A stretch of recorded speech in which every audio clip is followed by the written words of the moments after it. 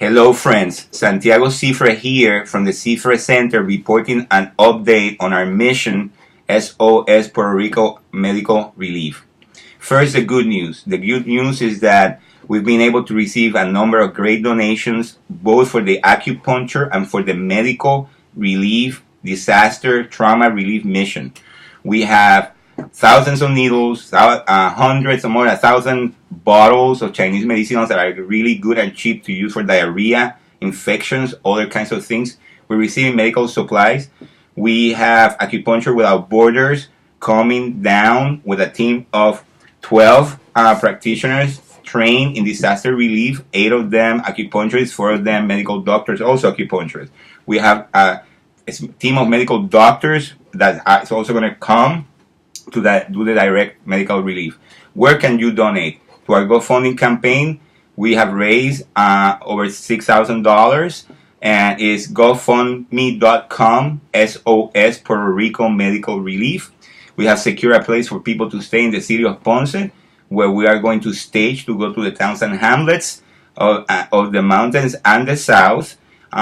We're bringing also, as I said, all kinds of medical supplies, pharmaceuticals, asthma medicine.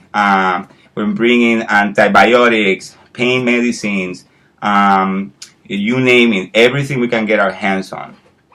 And I really need your help. Why? Okay, reports from the ground. Okay, the people who are on the ground. This is the situation. There are whole towns that have the whole people sick with leptosporidium. I can never remember how to pronounce that.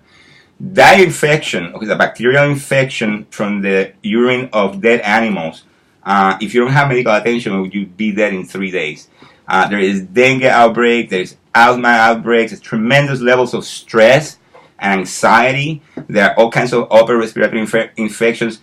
The media is not reporting really what's going on, neither the local nor the national media. There are a lot of people who have died. Estimates from the ground right now say that when everything is said and done, it's going to be like Katrina, up to 3,000. The estimate right now, over 900 identified.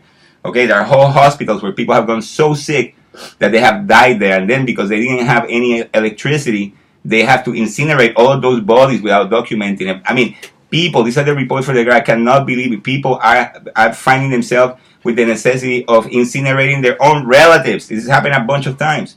Trying to dig a hole that's very difficult to bury them and document it. I mean, I know it sounds shocking, but it is happening. FEMA are not getting what they're supposed to do. They're not bringing enough food.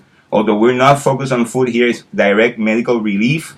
Okay? But I'm just letting you know what's happening in the ground. We need to put all our stuff in a container of a ship that a great foundation has allowed us to do this by the 6th of November. If we miss that deadline, okay, we're going to have to wait 5 or 10 more days for this next ship. This foundation had brought more than 70,000 pounds of equipment. I cannot say who they are right now. I don't have the permission.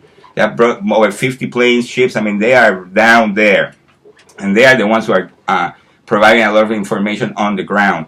And they're documenting all of this.